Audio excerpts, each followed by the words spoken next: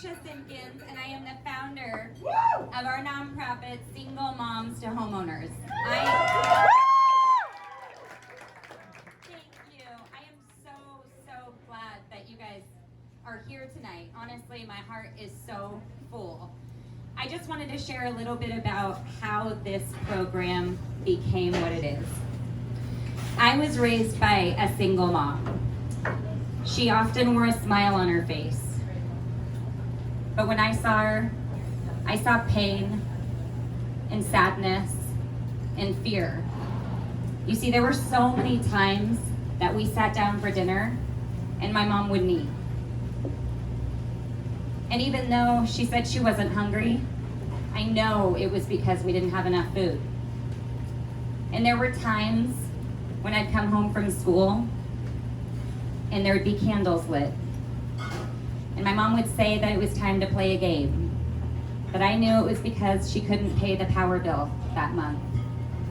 And I'll never forget being a 5-year-old little girl and having to walk across the street to fill up a bucket of water to pour it in our toilet if I wanted to use the bathroom. And I know all of that sounds awful, but to be honest, none of it compared to the amount of times that we had to move. We never owned a home. We always rented. And what that meant for us was moving all the time.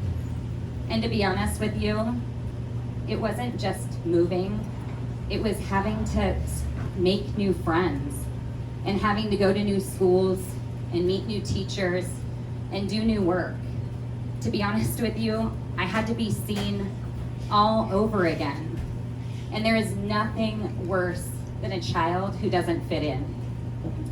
Moving was so common for us that it just became our norm.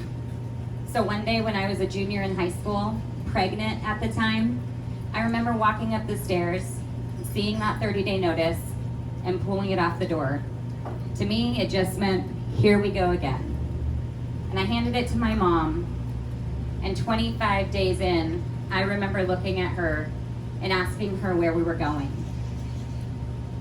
And she looked right back at me, and she asked me the exact same question. I'll never forget it. I was sitting on her bed, and she said, I don't know. Where are you guys going? And I honestly don't remember the next 5 days. I don't remember packing, and I don't even remember saying goodbye to my mom or brothers. I just remember overstaying my welcome at every single one of my friends' house until the only place that I could sleep was my car. And so, as a senior in high school at the time, I just remember driving around to the different parking lots and finding the ones that were most lit and that made me feel most safe, just so I could try to sleep that night. And I don't know how long I would have been there if it wasn't for a phone call where I was told that my brothers, they were sleeping on cold garage floors. And me, honestly, I survived my whole life, so I wasn't worried about me. But my brothers, they were 12 and 13 years old. They couldn't do it alone.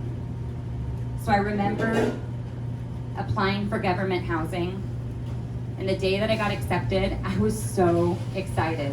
Honestly, you guys, I remember sitting in my car and just dialing every single phone number that was in the newspaper. And one time this guy answered and he said, "Dear, I really like you, but we're gonna go with someone else." And I know that most of you guys, you probably would have hung up and just moved on. But for me as a little girl, listening and watching for hope was my best survival mechanism. It was the only thing sometimes that kept me going. And so I remember being on the phone with him and saying, "Sir, I'll pay you $200 more a month just to move in with my brothers." And he said yes. So that Christmas, I moved in with my brothers to a warm, safe home. And they were smiling so big, you guys. Honestly, the joy on their face for us being together again was so incredible.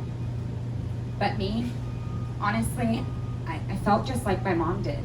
I was so scared, and I was in fear that I wouldn't be able to pay for food or save enough for PG&E. I mean, I was a senior in high school. Like, I was a baby. I was having a baby, and I had my little brothers.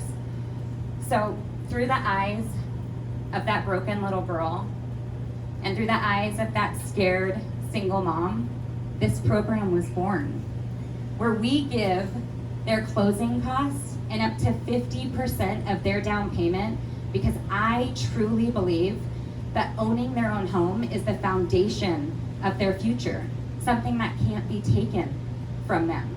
And I am so excited, you guys, to share that we have had over like 25 people reach out, fill out applications, and they're going through the credit repair phase with their lender to make sure that 2022 is the year that they own a home. And I'm staring at my girlfriend, Stephanie Marshall. I'm staring at my girlfriend, Stephanie Marshall, back there, who never dresses up because she sticks to her true role of a woman here just serving God. And so when I told her my mission, she raised her hand before I could even ask the question if she would help us build a home in paradise. Something that with the help of our community and the help of her generosity, we're gonna be able to have a single parent move in where their mortgage is gonna be less than rent. And I am so excited to be part of this. And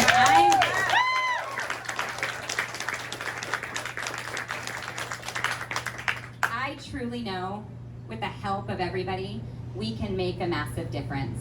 For every $50,000 that we raise, we can help between 5 and 10 single parents get into homes. With every relationship that you can help us build with businesses, we can make sure that these parents have safe houses by giving us supplies and materials and appliances to make sure that they have a strong foundation. And with the help of amazing contractors, and I know that I'm looking at a few, I lost one, we can make sure that these parents, they're not doing it alone. I am so excited to be part of this, you guys. And as you can see, we've got an apparel line. And our apparel line is sweet. I mean, we've got trucker hats that aren't in yet, but let me tell you this. Not only does 100% of the profits go back to the nonprofit, but you guys, this is a chance to start a conversation. This is a chance to make a difference and be part of spreading awareness one conversation at a time.